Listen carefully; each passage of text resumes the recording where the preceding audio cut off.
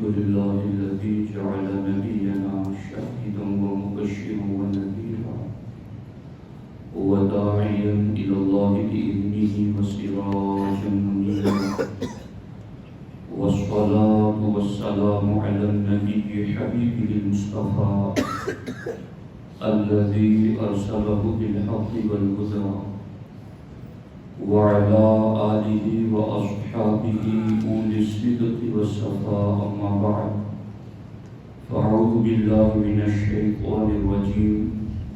بسم الله الرحمن الرحيم. واعتصموا بحبل الله جميعا ولا تفرقوا. صدق الله العلي العظيم وصدق رسوله النبي امین المختار الکریم الرؤوف الرحیم. انتہائی احترام و عقیدت کے ساتھ حضور سید المرسلین خاتم الانبیاء رحمت للعالمین شفیع المذنبین صلی اللہ تعالی علیہ وآلہ واصحابہ وبارک وسلم کی بارگاہ میں اپنی غلامی کا ثبوت دیں، اور جس طریقے سے میں پڑھا میرے ساتھ مل کر باادب و آواز بلند نذران محبت پیش کریں. الصلاۃ والسلام علیک یا رسول اللہ، الصلاۃ والسلام علیک یا حبیب اللہ، الصلاۃ والسلام علیک یا نبی اللہ، وعلی آلک واصحابک یا نور اللہ، صلی اللہ تعالی علیہ وسلم. دوستان محترم، سورہ آل عمران کی آیت نمبر 103 کا ایک حصہ میں نے آپ کے سامنے پڑھنے کا شرف حاصل کیا ہے. اللہ رب العزت ارشاد فرماتا ہے وَاعْتَصِمُوا بِحَبْلِ اللَّهِ جَمِيعًا وَلَا تَفَرَّقُوا، اور اللہ کی رسی مضبوط تھام لو سب مل کر، اور آپس میں فرقوں میں نہ بٹ جانا. قرآن مجید کی اس آیت طیبہ کے ذریعہ رب ذوالجلال اپنے بندوں کو مل کر رہنے کا حکم عطا فرماتا ہے. آج ہندوستان ہی نہیں بلکہ دنیا کے بیشتر ممالک میں اس نام کی خوب چرچا ہو رہی ہے. اتحاد ملت، وحدت المسلمین، اتحاد امت، اور اس طرح کی باتیں کثرت سے کی جا رہی ہیں. اور بلا شبہ ملت کے اتحاد کی جتنی ضرورت گزشتہ صدیوں میں تھی، اس سے کئی گنا زیادہ ضرورت ملت کے اتحاد کی اس وقت ہے. چونکہ ہمارے سامنے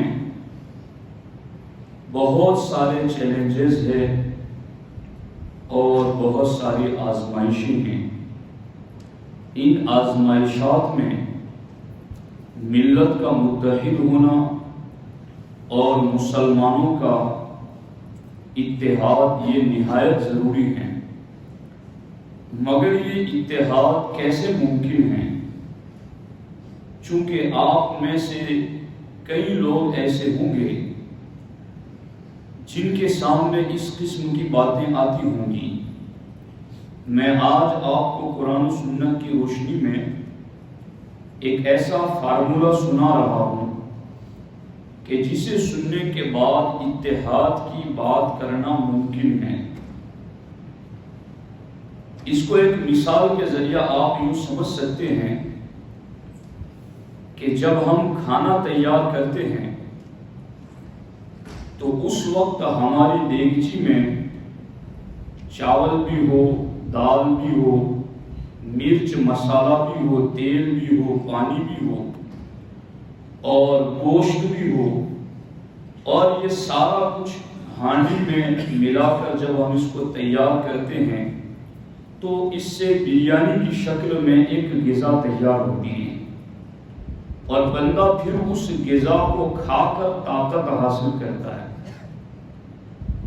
لیکن اگر کوئی یہ کہے کہ یہ جو آپ نے چاول کا دال کا اتحاد کیا ہے، یہ جو آپ نے تیل پانی کو ایک ساتھ ملایا ہے، مرچ مسالے کو ایک ساتھ ملایا ہے، تو کاش کہ آپ کچھ دوسری چیزوں کا بھی اتحاد اس میں کر لیتے۔ ہم نے کہا بتائیں آپ اور بھی چیزیں اس میں ایڈ کرنا اگر آپ چاہیں تو کر لیں۔ اس نے کہا کہ کچھ آپ گوبر ملا دیں، کچھ نجاست ملا دیں، کچھ غلاظت ملا دیں، کسی حرام جانور کا گوشت بھی اس میں شامل کر لیں تاکہ سب کا اتحاد ہو جائے۔ تو کیا اس طرح کی بنائی جانے والی غذا کوئی بندہ کھائے گا؟ اور کھائے گا نہیں تو جسم مضبوط کیسے ہوگا؟ جسم مضبوط ہونے کے لیے ضروری ہے کہ جتنی چیزیں ملیں وہ خود پہلے پاک ہو۔ چاول، دال، مرچ مسالہ، تیل پانی، یہ ساری چیزیں جتنی ملی ہیں گوشت بوٹی کے ساتھ، تو یہ ساری چیزیں پاکیزہ طیب اور حلال ہیں۔ تو اب یہ پاکیزہ چیزیں ملتی ہیں تو ایک غذا تیار ہوتی ہے جس سے مضبوطی اور طاقت ملتی ہے۔ اس سے پتہ چلا اگر آپ مضبوط ہونا چاہتے ہیں تو آپ جن کو اکٹھا کرنا چاہیں پہلے انہیں ستھرا کر لیں، پہلے انہیں پاکیزہ کر لیں، پہلے ان کو صحیح طریقے سے جانچ پرکھ لے کہ یہ چیز پاک ہے یا ناپاک ہے، حلال ہے یا حرام ہے، تو پھر ان کے ملاپ سے ایک ایسی چیز تیار ہوگی جو آپ کے جسم کے لیے غذا بن کر آپ کے جسم کو طاقتور بنائے گی۔ ہمارے نبی علیہ السلام نے اسی لیے فرمایا المؤمن للمؤمن کالبنیان۔ سرکار دو عالم صلی اللہ علیہ وسلم فرماتے ہیں کہ ایک مومن دوسرے مومن کے لیے دیوار کی طرح ہے۔ کیا کوئی انجینئر آپ نے ایسا دیکھا ہے جو دیوار بنانے کا آپ کو کہے کہ یہاں دیوار بنانی ہے اور پھر آپ کو یہ کہے کہ ایک اینٹ آپ کچی لے آؤ، ایک پکی لے آؤ اور ایک ایسی بالکل گیلی جو ابھی سکھائی بھی نہ گئی ہو وہ لگاؤ؟ کیا اس طرح سے گیلی اور غیر پکی اینٹوں کو لگا کر دیوار مضبوط ہو سکتی ہے؟ پھر ایسی دیوار تو چوروں ہی کے کام آ سکتی ہے، پھر ان کو نقب لگانے میں آسانی رہے گی کہ اس دیوار پہ کچی اینٹیں لگی ہوئی ہیں، اس کو جلد گرایا جا سکتا ہے۔ تو میں اصل میں آپ کو سمجھانا یہ چاہتا ہوں کہ ہمارے رب کی مرضی بھی یہی ہے کہ میرے سارے بندے حبل اللہ کو مضبوطی سے پکڑ لیں، اللہ کی رسی کو مضبوطی سے پکڑ لیں اور فرقہ پرستی میں مبتلا نہ ہوں۔ مگر یہ فرقہ پرستی ہوئی کہاں سے اور یہ فرقہ پرستی ختم کیسے ہو سکتی ہے؟ اگر ہم قرآن کو مانتے ہیں اور بالیقین مانتے ہیں تو پھر ہم نے اتحاد کا فارمولہ بھی قرآن ہی سے سیکھنا ہے۔ ہم اپنے نبی کو اپنی جانوں سے زیادہ تصرف کا مالک سمجھتے ہیں تو ہمیں اتحاد کا فارمولہ بھی در رحمت ہی سے پوچھنا ہے کہ یہ بکھری ہوئی امت متحد کیسے ہو سکتی ہے۔ تو دھیان سے ایک ایک لفظ، میں اس موضوع کی تیاری کر رہا تھا تو میں نے دعائیں بھی بہت کی، وظائف بھی پڑھے اور میں نے مطالعہ بھی کثرت سے کیا کہ میں اپنی قوم کو یہ بات سمجھا سکوں کہ اصل دین کیا ہے۔ تو اب دھیان سے سننا، کہ اتحاد کا فارمولا کیا ہے، کیسے ہو سکتا ہے اتحاد؟ اللہ رب العزت نے قرآن مجید میں فرمایا کہ حبل اللہ یعنی اللہ کی رسی. یہ حبل کسے کہتے ہیں؟ عربی زبان کا لفظ ہے، اس کا معنی ہے السبب الذی یوصل به الی البغیۃ والحاجہ. حبل کہتے ہیں اس سبب کو جو بندے کو اس کے مقصود تک پہنچائے. تو حبل اللہ، اللہ کی رسی وہ سبب ہے جو ہمیں اللہ کی ذات تک پہنچائے. اور اس حبل اللہ کی تفسیر کیا ہے؟ حبل اللہ کی تفسیر میں سیدنا عبداللہ ابن عباس، سیدنا عبداللہ ابن مسعود رضی اللہ تعالی عنہما فرماتے ہیں کہ حبل اللہ القرآن، اللہ کی رسی یہ قرآن ہے. اور دوسرا قول صحابی رسول کا حضرت سیدنا عبداللہ ابن مسعود رضی اللہ تعالیٰ عنہ کا کہ حبل اللہ سے مراد ہے الجماعہ، اہل سنت و جماعت، حق پرستوں کی جماعت، حق پر قائم رہنے والوں کی جماعت. بعض مفسرین نے کہا کہ حبل اللہ سے مراد ہے عہد اللہ، اللہ کا وعدہ جو اللہ نے عالم ارواح میں بھی لیا تھا اور قرآن میں بھی جگہ جگہ پر لیا ہے. تو اس کا کیا مطلب ہے؟ اور بعض مفسرین نے حبل اللہ کی تفسیر میں اسلام ذکر کیا ہے، یعنی حبل اللہ سے مراد آپ قرآن لیں، حبل اللہ سے مراد آپ اسلام لیں، حبل اللہ سے مراد آپ جماعت اہل سنت لیں، حبل اللہ سے مراد آپ اللہ کا عہد اور وعدہ لیں.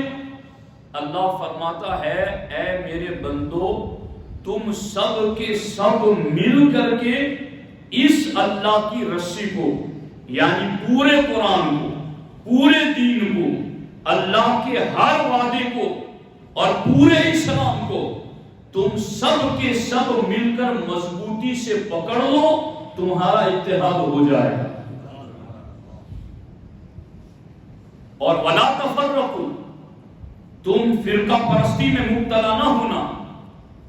کما افترقت الیہود والنصارى فی ادیانہم، جس طریقے سے یہود و نصارہ فرقوں میں بڑھ گئے. اور ہمارے نبی علیہ الصلوۃ والسلام نے اس مقام پر فرمایا، جامع ترمذی کی بھی حدیث ہے اور اس کے علاوہ یہ حدیث مبارکہ مختلف مقامات پر شارحین نے اس کو ذکر فرمایا ہے. ہمارے نبی حضور سید عالم صلی اللہ تعالی علیہ وسلم نے ارشاد فرمایا کہ یہود اور نصارہ یہ 72 فرقوں میں بڑھ گئے اور میری امت 73 فرقوں میں بڑھ جائیں،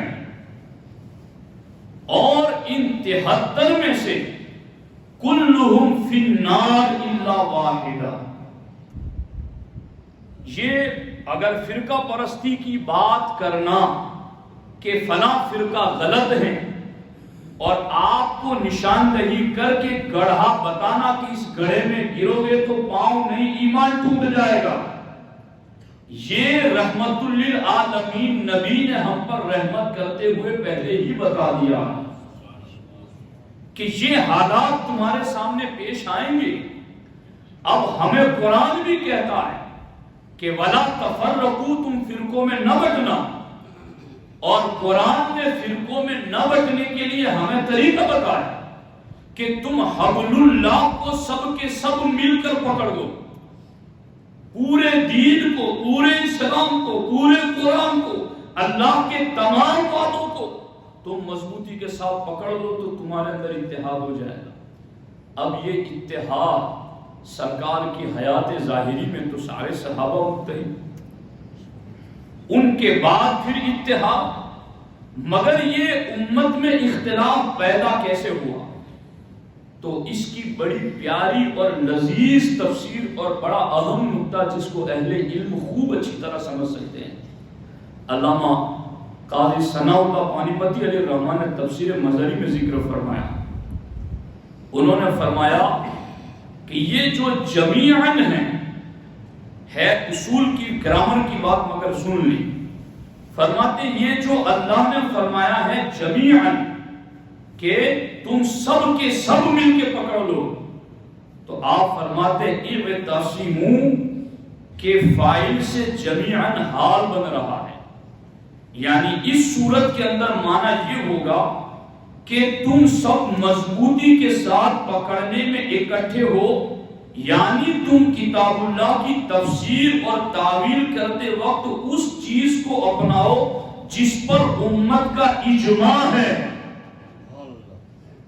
یہ خاص بات ہے، اگر آپ کے کان اور دل کھلیں تو میں یہ آپ کو سمجھانا چاہتا ہوں.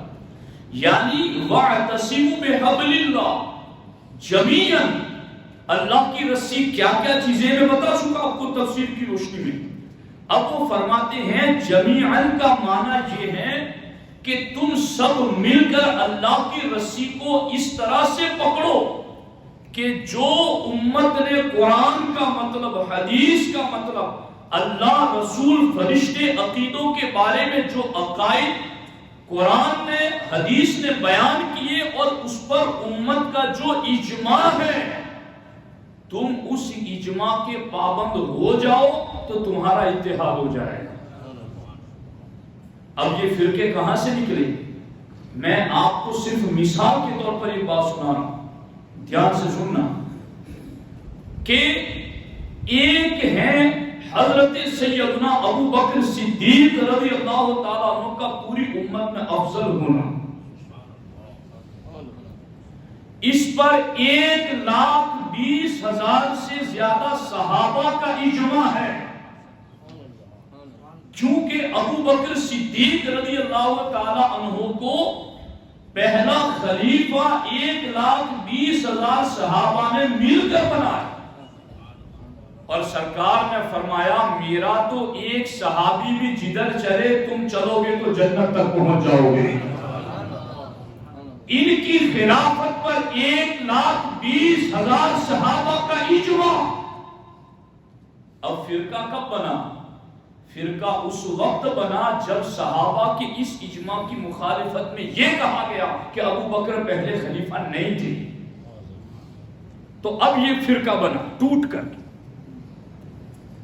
مولا علی رضی اللہ تعالی عنہ کو ہمارے نبی نے ایمان کی علامت قرار دیا، مگر جب خارجیوں نے مولا علی کو معاذ اللہ کافر کہا تو پھر یہ گروپ نکلا ٹوٹ کر کے اجماع سے جدا. اسی طریقے سے وہابیت ہو، دیوبندیت ہو، غیر مقلدیت ہو، سلفیت ہو، جتنے بھی کلمہ پڑھنے والے آپ کو گروپ نظر آتے، خدا کی قسم میں حافظ قرآن ہوں. رات دن میرا قرآن و سنت کو پڑھنا، سمجھنا، سمجھانا طریقہ ہے. میں پڑھا کر اس نتیجے پر پہنچا ہوں کہ یہ جتنے بھی گروپ اسلام کے نام پر کھڑے ہوئے اور فرقوں میں بٹ گئے، یہ وہ ہیں جنہوں نے اجماع امت کے بتائے ہوئے معنی کو بدل دیا. اجماع امت سے جو عقیدے طے تھے ان عقیدوں سے بغاوت کر دی.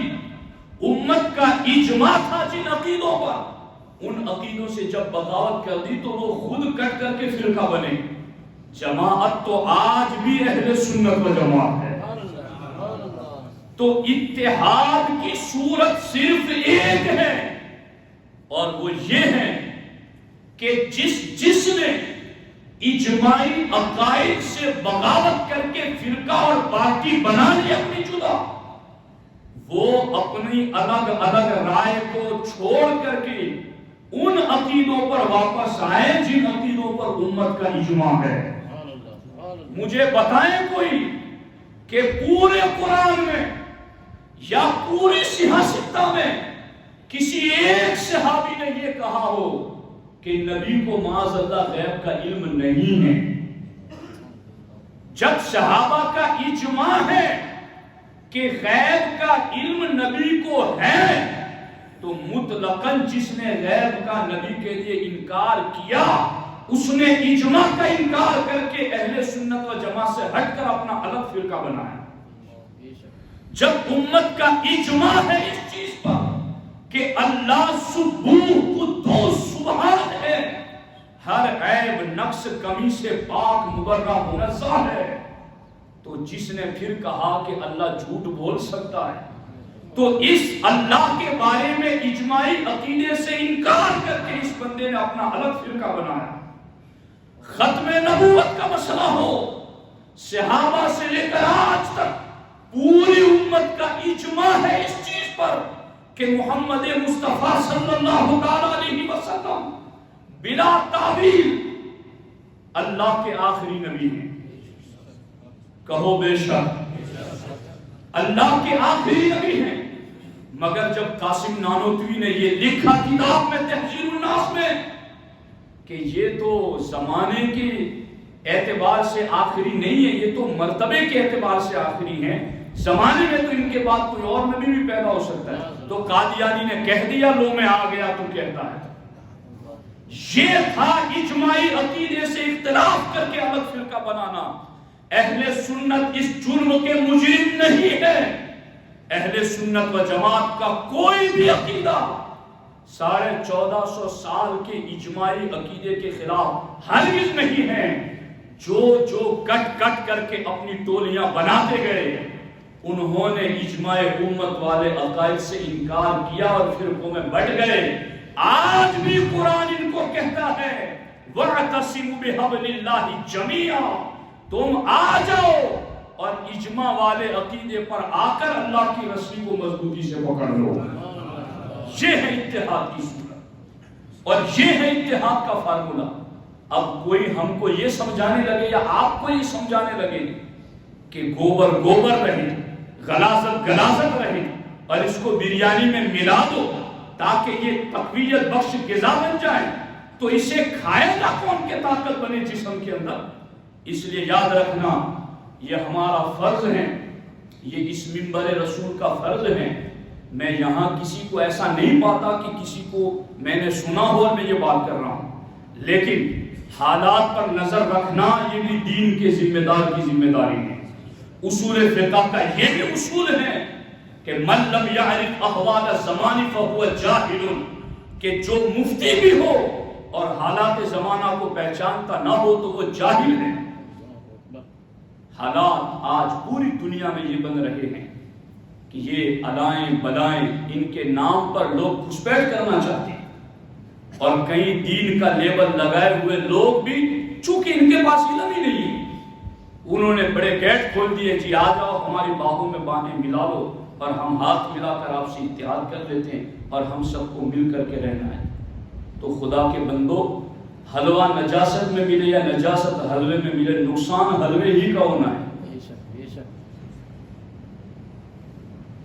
جس گٹر کے اندر گندگی جا رہی ہو اس میں کسی قسم کی بھی گندگی ڈال دو کوئی فرق نہیں پڑتا، مگر اس میں آپ دودھ ڈالنے لگے، شہد ڈالنے لگے، تو پھر آپ کو کوئی سمجھانے والا ان کے کھڑا ہوگا کہ پاک ناپاک میں نہ ملاؤ. پلیدی اور پاک ایک جیسے نہیں ہو سکتے ہیں. لیمیز اللہ الخبیث من الطیب، اللہ نے فرما دیا جب محبوب نے 300 سے زیادہ منافقوں کو مسجد نبوی سے نکالا تو رب نے کہا حبیب نکالتے ہی نہیں، اللہ اب پلید کو پاک کے ساتھ رہنے دینا پسند نہیں کرتا ہے.